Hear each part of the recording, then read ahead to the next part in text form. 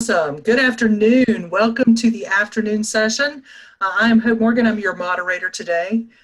I am happy to introduce Justin, who is going to be leading us in using Survey123 in conjunction with Collector for an improved data collection experience. Read that for you right off the screen. He's with WithersRavenel, and a couple things I want to give you on an update. One is we will be recording this session, so be nice. The second one is if you have questions or comments, use the chat bar, and definitely, any comments that you have, put those out there. At the ending, we're going to have a quick poll, so I'll remind you of that at the end. But I think that's it. Without further ado, I give you Justin. Hey, everybody. Welcome. Thank you so much, Hope, for that intro. I could read this title here, but I think you just read it just perfectly. I wanted to get a feel for what their level of familiarity is with Survey123 and Collector. So Kathleen has a poll here we could pull up real quick. Just want to kind of get a feel for people's level of experience. For me, before this project, I had used Collector extensively, but not Survey123 so much. So we have 63% have used Collector, 56% have used Survey123. So yeah, it seems to be about the average. Yeah. Cool. So about half of you Survey123 and a little bit more of you Collector. That makes sense. That seems about right to me. But I was just curious and thought other people might want to know as well. So who am I? This is me. My name is Justin Richardson. I look a little bit different now. I'm sporting the COVID cut that I think a lot of people are wearing. The GIS analyst at WithersRavenel. I've been there about 3.5 years now. Got over a decade of GIS experience, so I've been playing with it a little while now. So what this is all about is WithersRavenel got a culvert inspection project with the city of Greensboro. And I was tasked with coming up with a way to do this, but kind of creating a smarter workflow, something a little bit more efficient rather than just using Collector. For everybody that's used Collector before, you know that those pop-ups kind of come up and it's just sort of a list. It's sort of a long list that you have to scroll through, and it's just field. It can be a little bit dense at times. So we're working with multiple subcontractors. So a lot of different people with hands on this application. So we wanted to kind of design something that was maybe a little bit more user-friendly. And so we wanted to see if we could mix the two apps together. So this was our point of departure. This was the form we received from the city of Greensboro, sort of a traditional paper inspection form. You can kind of see the different types of fields, the different sort of questions and answers. There's sort of list formats in here, different things like that. This doesn't necessarily always lend itself to going perfectly into Collector, which again is just sort of a list of fields one after another. That can be kind of a headache to work with, especially if you have field crew that are looking at Collector on a small tablet or on their phones. That can be a little bit tricky. So we wanted to kind of take this and run with it. So quickly, just some of the pros of Collector. Most it's a map-centric interface. It's good for sort of planning your day if you're going out into the field, where you're going to go, what sort of area you may tackle, whether you're doing inspections or utility collections, whatever it may be that you're out there doing. Collector is a great tool for being able to plan that out, having that spatial component, seeing where you are, that sort of thing. So WithersRavenel, we have a lot of familiarity with Collector. We use it on a lot of projects. Super quick and simple to set up. You can set up bookmarks ahead of time. Also, Collector's a little bit stronger than Survey123 as far as deleting and modifying related records.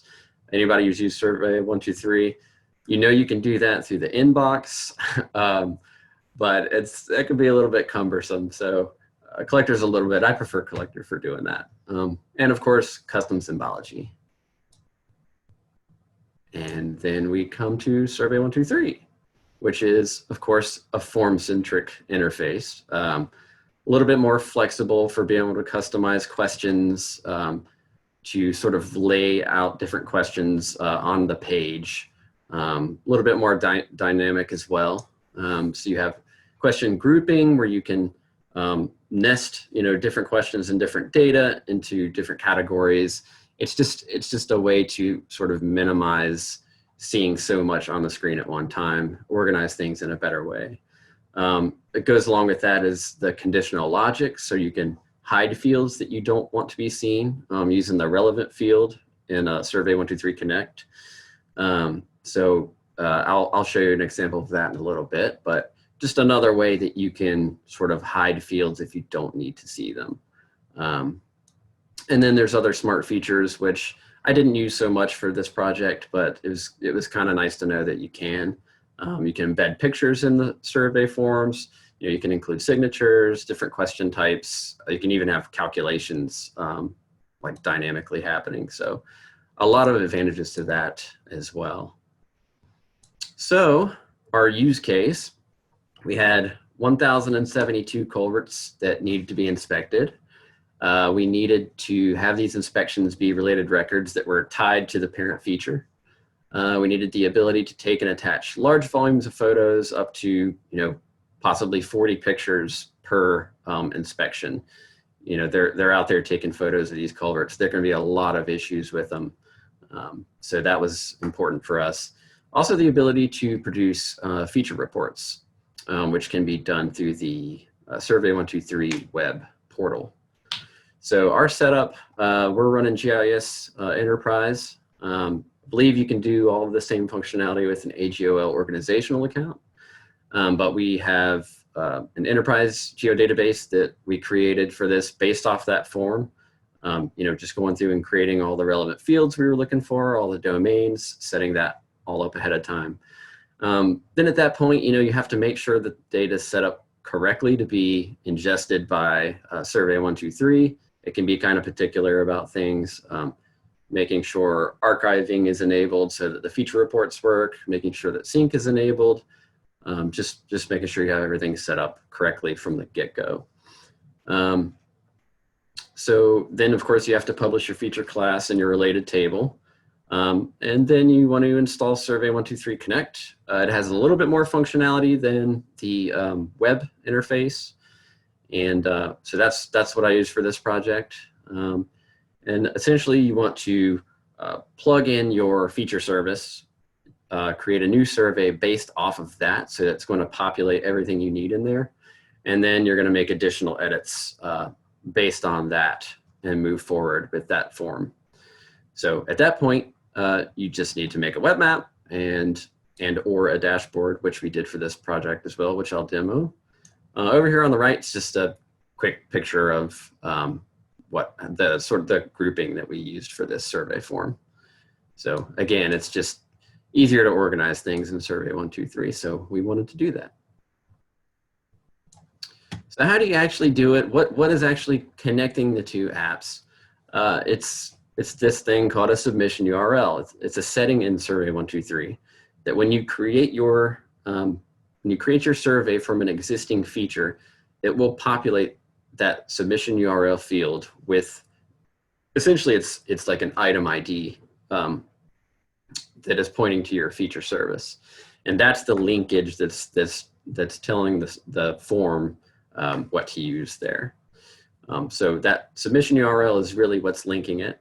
But at that point, what you want to do is go to the Survey123 web portal, and you want to go to the collaboration tab, and there's a sharing link in there that you can pull out.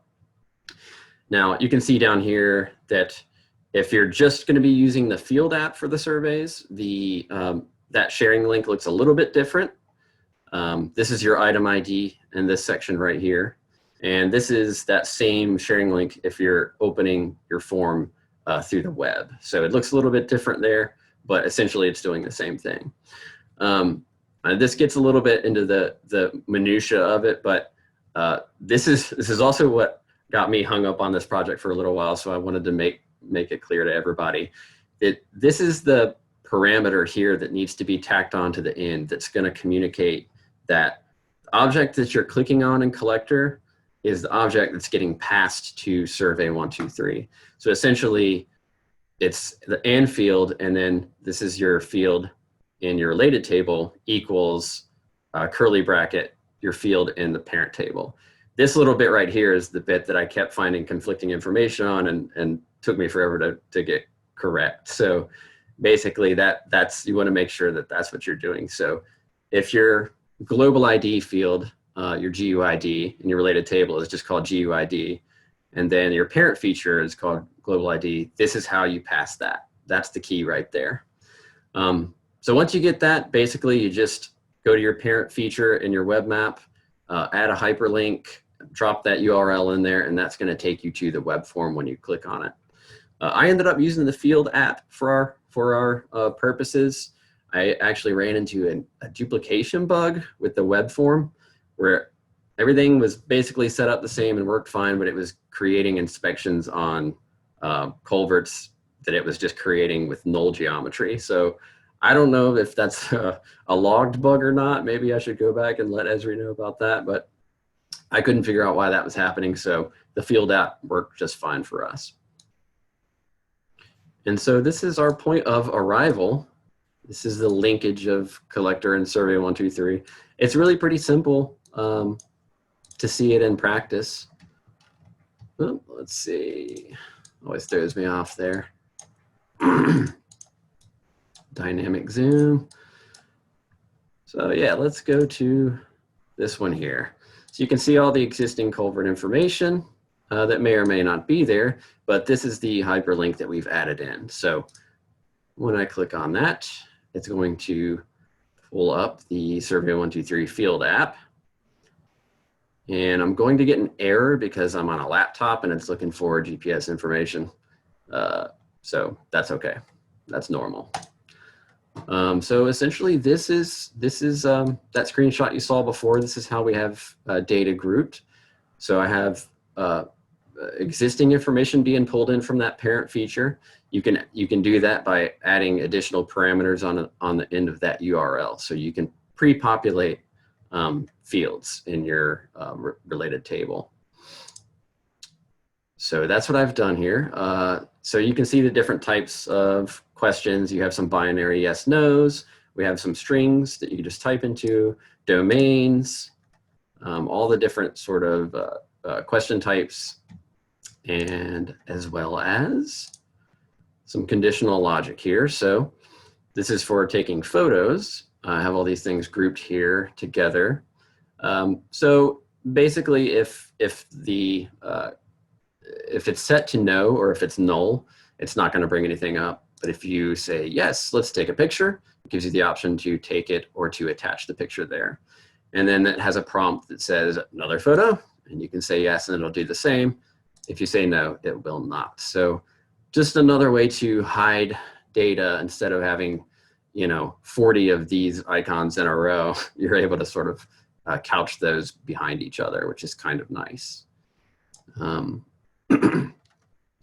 And so when you finish the survey, of course, you can send now if you have a connection. If you don't have a connection, you can save it in the outbox, and that can be sent when you do have a connection.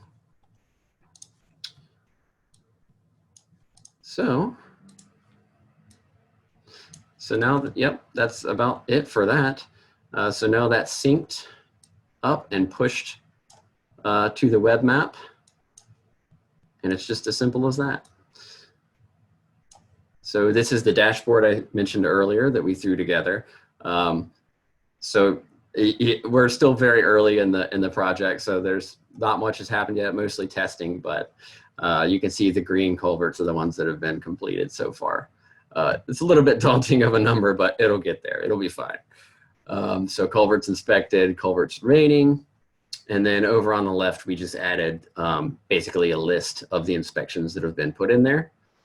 So all that data can be viewed. Oh, it's that Explore button always gets me. So all that data can be viewed as well as the attachments in the dashboard. So that's kind of cool to have everything in one place. You can tell this to sort on date, which is what I've done. So the latest inspections are at the front. So one last little bit here, lessons learned. If this is a process that anyone is interested in, you'll probably be going to GeoNet to work out some of the technical parts. Just be aware of the date published on the articles that you're looking at, because there are articles on this process that go back to 2016, 2017. Some of that information is outdated and can actually throw you off. So that's just something to be aware of. Just kind of try to take note for that. Another thing is, don't be afraid to use Esri support. If you have an organizational account or have the opportunity to do that, they can definitely help you out. And I'm embarrassed to admit how much time I spent with Esri support trying to get the syntax of that URL correct. Other big things for Survey123, we can't work with versioning. That's just not something that it does right now, at least according to all the references that I saw. So that may be a deal breaker for some people, but if not, then this is a viable option. Field names in Survey123, for the name field, you have to watch out for your character limit. I believe it's 32, which is shorter than you might think. You have to also watch out for special characters and spaces. And if you have your data hosted on the ArcGIS data store, you also have to pay attention to capital letters. I don't think it likes capital letters. So there's a lot of little catches there you have to be aware of. And again, just getting that syntax for the sharing URL and passing parameters, just making sure you have that right so that you're not grinding your gears and spending a bunch of time adding certificates to your web adapter and all sorts of other things. So, so that's really the bulk of the presentation. I know it wasn't a whole lot to demo, but that's kind of what I have right now, and I'd love to answer any questions. Yeah, and you've got several questions. So the first one is, what platform are you using the Survey123 and Collector on? So we actually have our subcontractors are using Windows tablets. So that's what they're using right now in the field. But internally, we do have access to iOS platforms as well as Android. And I know those are a little bit different in ways that are annoying and inexplicable. But so I've tested this on my own phone, which is Android, and they're using a Windows tablet. So I can tell you that those work okay. Awesome. Okay, the second question is, how do you pre-populate fields in related tables? Okay, yeah, that's tricky.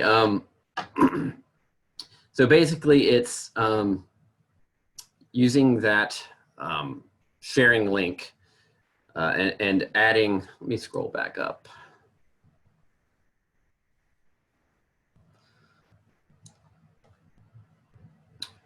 So this is how. Basically, I think everybody can see my mouse.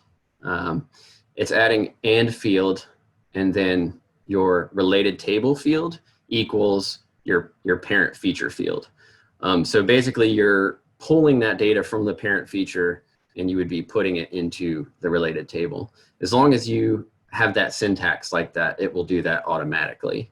And that's what I did for a few of the fields in our survey, which I can pull up again just to show. Yeah, so barrel diameter, you see that's pre-populated. Pipe material is pre-populated. Anything that was basically relevant that I could pull in, I went ahead and did. Of course, our subcontractors are going to be double checking these things, but just any bit that I could help them out. I don't know if it made sense to me, but I don't know if that made sense coming out of my mouth. So we'll let them respond to us if they want to Sure. expand. All right. Have you updated Survey123 to 3.10 yet? I have not. I was scared to, if I'm honest. I have not yet taken that plunge. During this project, I was trying to keep everything on the same version, and then I saw the option to update to 3.10. So I haven't done that. I may do that soon, and I can follow up with whoever asked that question if they want to email me. I'm jrichardson@withersravenel.com. So I may try to do that, and I could let that person know. Well, and I'd be curious if anybody else on this has done that, if they have any answers for that as well. Absolutely, yeah. All right. One more. Have you considered using Explorer instead of Collector for inspections that you may not want to accidentally adjust geometry? So I haven't considered that. I hadn't thought of that before. That could be possible. But you can also disable geometry in Collector, which is actually what I did for the culverts, because I wanted them to be able to click into the culvert and say inspection complete, then it changes that color automatically. But I didn't want them to be able to move them. So that was just something, we have an enterprise system and enterprise GDB. So that's one of the options that you're able to disable the geometry editing for that. So that kind of satisfied that need for me. That issue, yeah. All right, have you looked at field maps yet?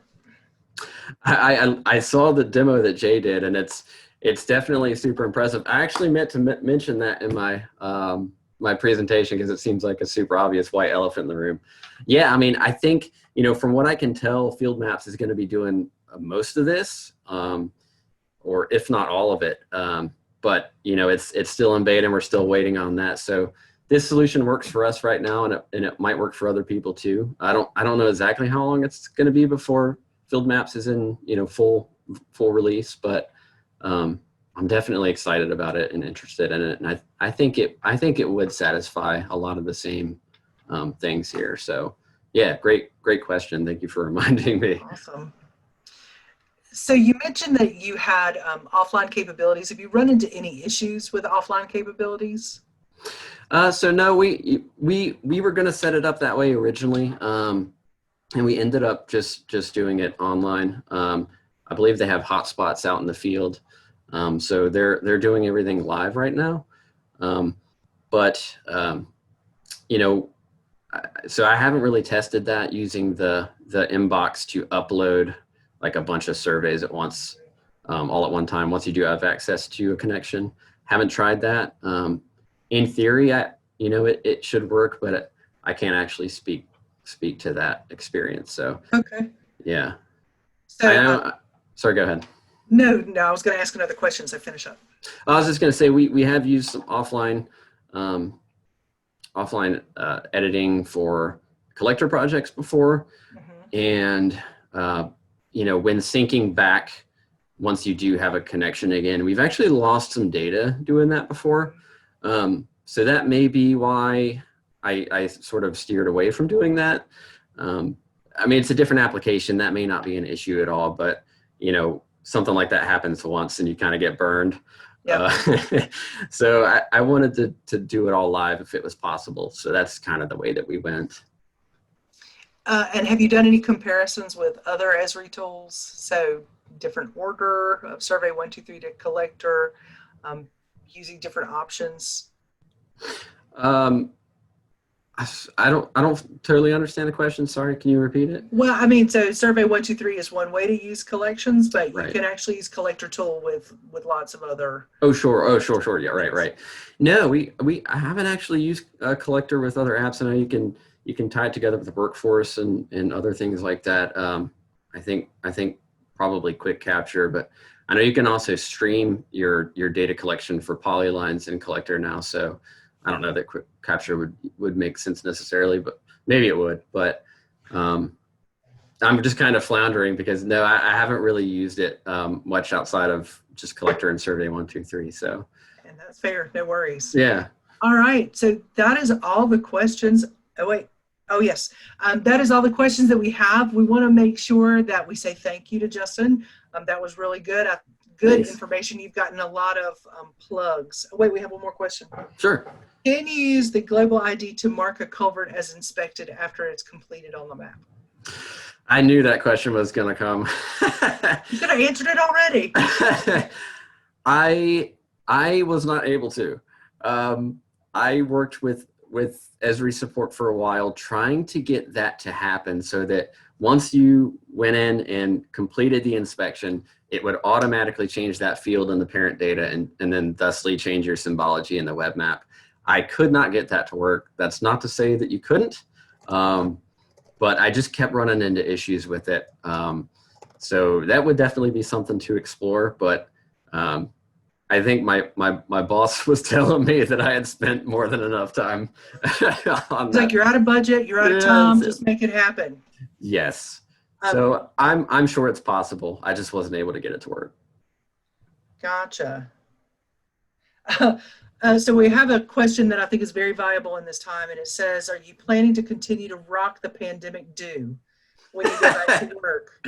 And he wants to be able to vote on it. So yes is the vote that we're getting. Yeah, definitely.